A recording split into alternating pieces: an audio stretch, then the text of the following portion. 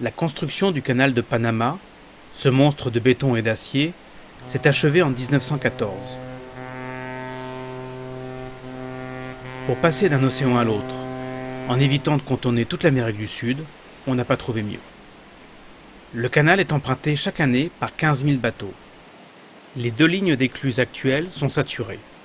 Pour son centenaire, le canal va être élargi et 6 nouvelles écluses seront construites.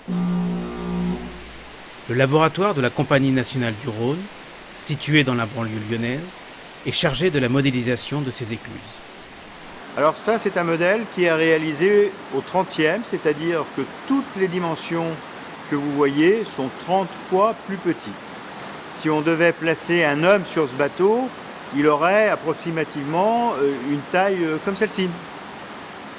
Donc la largeur des écluses, la hauteur des écluses, la taille du bateau est à comparer à cette taille entre mes 2 doigts, qui est de l'ordre de à peu près 6 cm. 6 cm multiplié par 30, ça fait 1,80 m. Un homme d'1,80 m serait représenté par cette dimension-là.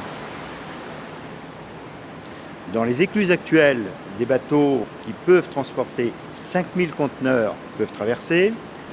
Dans les futures écluses, ce seront des bateaux qui auront la possibilité de transporter 12 000 conteneurs.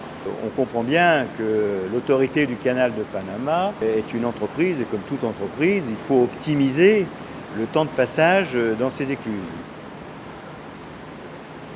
Donc, en moyenne, il faut qu'un bateau puisse être éclusé en 10 minutes environ.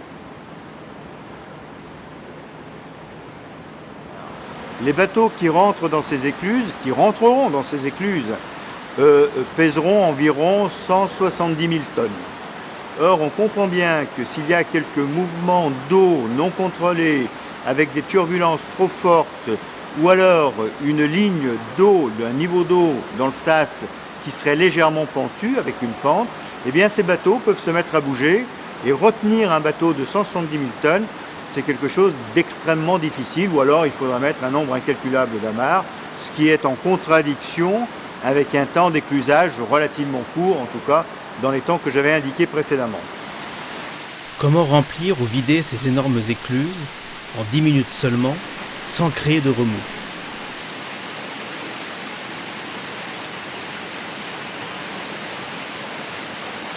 La solution retenue est une alimentation latérale. L'eau s'engouffre via des aqueducs qui longent l'écluse. Arrivée au centre, elle rencontre une pièce en forme de 8 qui l'oblige à se distribuer de façon homogène sur les côtés. Le bateau reste stable. Nous sommes à un niveau où l'approche numérique et l'approche physique sont complètement imbriquées.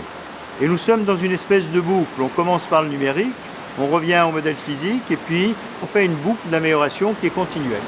Donc là, on va faire un remplissage de l'écluse aval par l'écluse amont. Et on va vérifier en fait que il n'y a pas d'entraînement d'air dans les aqueducs d'alimentation. Les experts, venus valider les derniers tests, sont hollandais, américains, belges ou encore panaméens. Et si le modèle physique a été réalisé par les Français, la maquette du bateau a été construite en Hongrie. Les Argentins sont chargés de la modélisation numérique et des Espagnols sont aux commandes de la maîtrise d'ouvrage.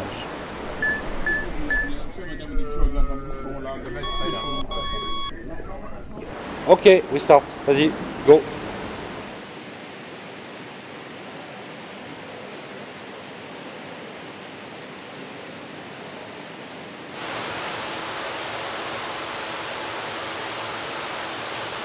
L'objectif de ces essais, c'est de déterminer à quel niveau nous devons caler le bloc de vannage pour qu'il n'y ait pas d'entraînement d'air dans les aqueducs.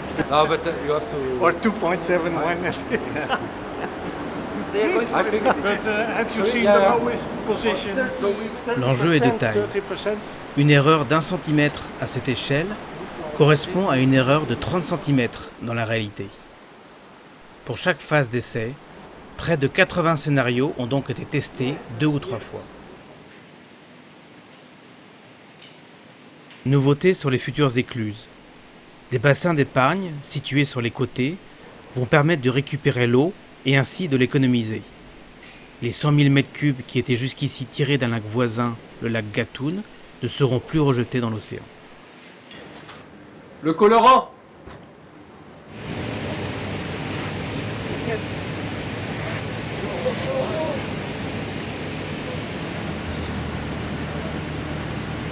Vous voyez ce vortex se créer, cette espèce de tourbillon que vous voyez. L'inconvénient de ces tourbillons, c'est qu'ils entraînent de l'air dans le système d'alimentation, ce qui est gênant puisque en fait, ces poches d'air peuvent ensuite être transmises dans le sas et gêner le mouvement des bateaux. Ce qu'on recherche en fait, c'est avec des structures relativement simples, du point de vue génie civil, construction, à limiter, voire supprimer totalement ce type de vortex.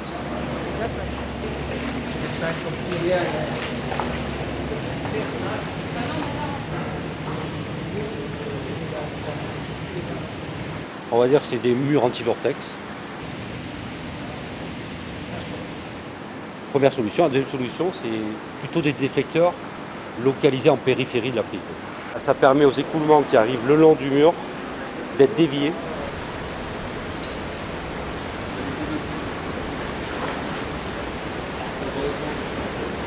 Ça, c'est une autre solution pour éviter les vortex. Après de multiples essais, et en fonction des contraintes techniques et financières, les choix définitifs seront arrêtés par les Panaméens. Le temps presse. De l'autre côté de la planète, les travaux viennent de débuter. L'ouverture des nouvelles écluses est prévue pour 2014.